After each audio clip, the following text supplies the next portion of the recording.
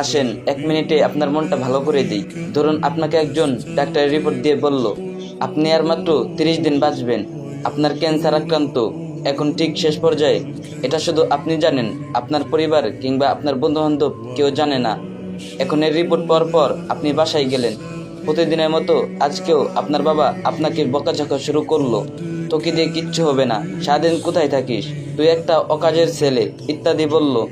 মধ্যবিত্তের বাবারা যেমন হয়, তখন কি প্রতিদিনের মতো আজও আপনি তর্ক করা শুরু করবেন, নাকি প্রাণ ভরে বাবার বকাগুলো শেষবারের মতো আরেকবার শুনে নেবেন? হঠাৎ আপনার আম্মু এসে আপনাকে বলল, নে ভাত খেয়ে নে।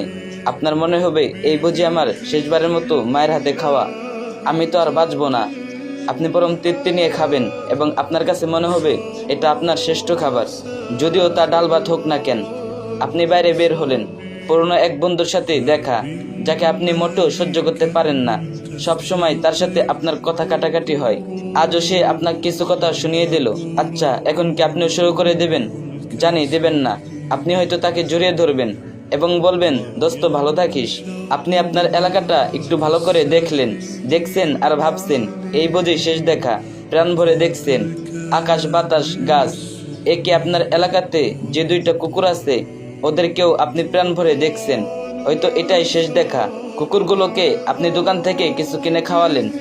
এলাকার যে মুরব্বীদের দেখলে আপনি দূরে যেতেন, এখন তাদের দিকে এগিয়ে গেলেন আর বললেন, চাচা আমার শরীরটা ভালো নেই, আমার জন্য দোয়া করবেন, কখনো ভুল করলে ক্ষমা করে দিবেন।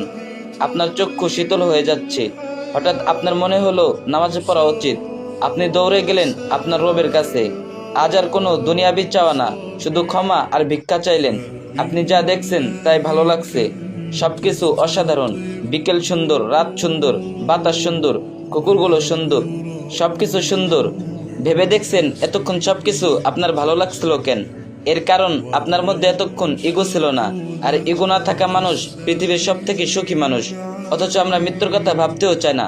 ছোট্ট একটি অনুরোধ, ভিডিওটি শেয়ার করে অন্যকে শোনার সুযোগ করে দেন আর আপনার অনুভূতি কমেন্টে জানান। আল্লাহ পাক আমাদের সবাইকে সঠিকভাবে জীবনযাপন করার তৌফিক দান করুক, আমিন। আর ভিডিওটি 3টা করে কপি লিঙ্ক করে দিন।